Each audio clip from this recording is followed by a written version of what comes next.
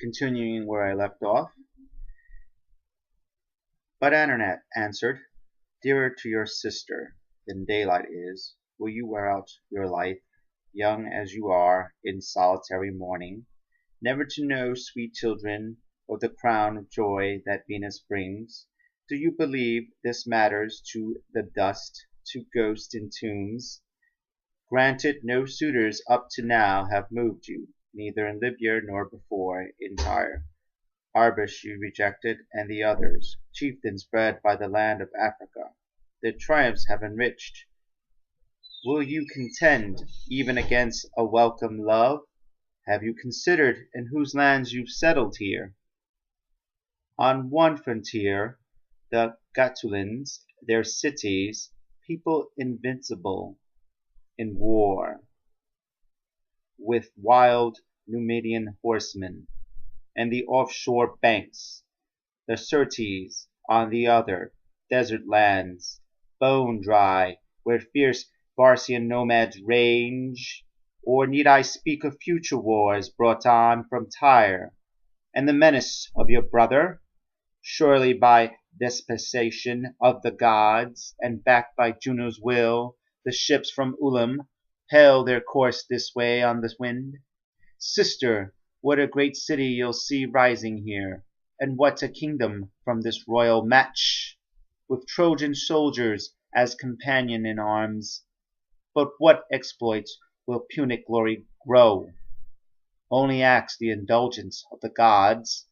Win them with offerings, give your guests ease, and contrive reasons for delay, while winter gales rage, drenched orient storms at sea, and their ships damned still face iron skies. This consul fanned the flame already kindled, giving her hesitant sister hope, and set her free of scruple. Visiting the shrines, they beg for grace at every altar first, then put choice rams and ewes to ritual death, for Cyrus giver of laws, Father Laius, Phoebus, and for Juno most of all, who has the bonds of marriage in her keeping. Dido herself, splendidly beautiful, holding a shallow cup, tips out the wine on a white shining heifer between the horns, or gravely in the shadow of the gods approaches opulent altars. Through the day she brings new gifts, and when the breasts are open, pours over organs, living still for signs. Alas, what darkened minds have soothsayers? What good are shrines and vows to maddened lovers? The inward fire eats the soft marrow away, and the internal wound bleeds on in silence.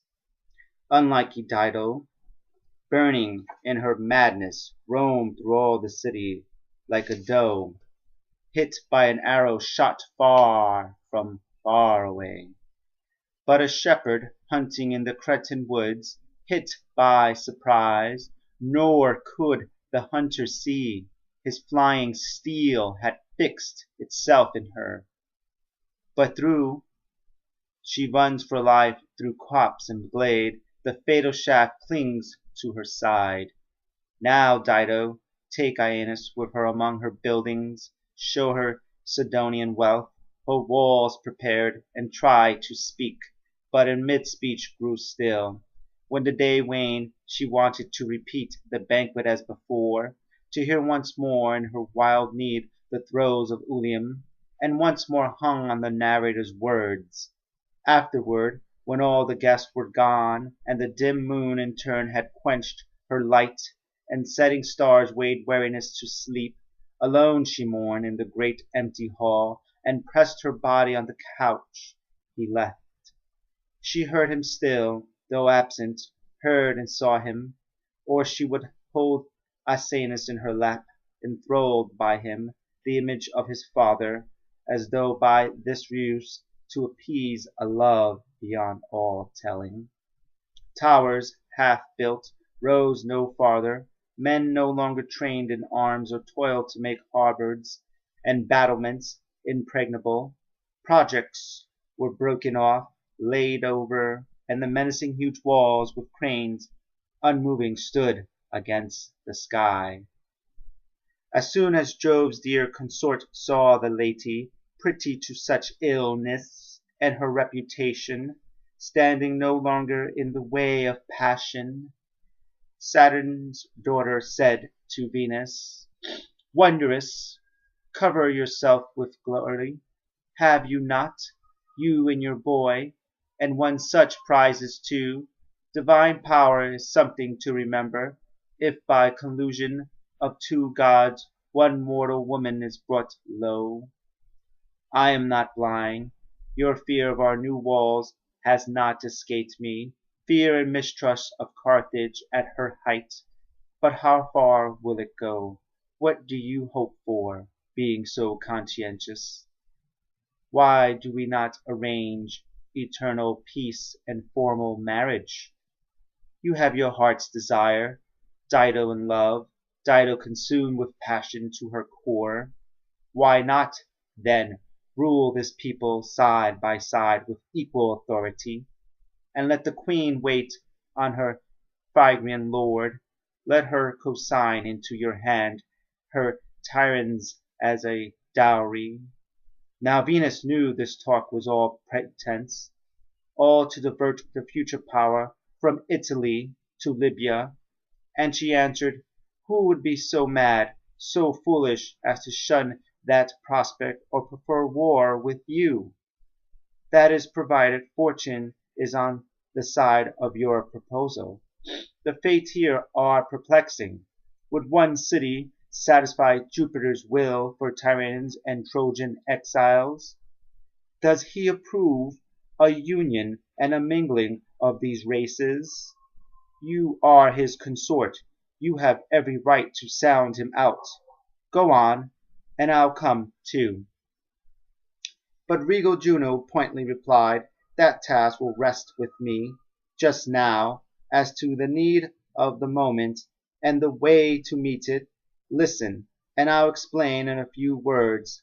Aeneid and Dido in her misery plan hunting in the forest, when the Titan sun comes up with rays to light the world. While beaters in excitement ring the glens, my gift will be a black rain cloud, and hail a downpour, and I'll shake heaven with thunder. The company will scatter, lost in gloom, as Dido and the Trojan captain come to one same cavern. I shall be on hand, and if I can be certain you are willing, there I shall marry them and call her his. A wedding this will be." Then Cytherea, not disinclined, nodded to Juno's plead, and smiled at the stratagem now given away. Dawn came up meanwhile from the ocean stream, and in the early sunrise from the gates picked huntsmen issued, wide mesh nets and snares, broad spearheads for big game, Massilian horsemen trooping with hounds in packs, keen on the scent. But Dido lingered in her hall as Punic nobles waited, and her mettlesome hunter stood nearby, coverting in gold and scarlet, champing his foam-flecked bridle. At long last the queen appeared with courtiers in a crowd, a short Sidonian cloak edged in embroidery caught about her, at her back a quiver sheathed in gold, her hair tied up in gold, and a brooch of gold pinning her scarlet dress. Phrygians came in her company as well, and Iülus joyous at the scene. Resplendent above the rest, Aeneas walked to meet her, to join his retinue with hers. He seemed think of the Lord Apollo in the spring when he leaves wintering in Lycia, but Xanthus torrent for his mother's isle of Delos to renew the festival. Around his altars Cretans, Dryropes, and painted Agatharsons raise a shout, but the gods walk the Scythian ridge alone, and smooth his hair, binds it in fronded laurel, braids it in gold, and shafts ring on his shoulders. So elated and swift, Aeneas walked with sunlit grace upon him. And I'm going to leave it there. Thank you for watching. Please give it a comment, give it a thumbs up or a thumbs down, or just a watch. And thank you. I'll see you in the next episode. Bye.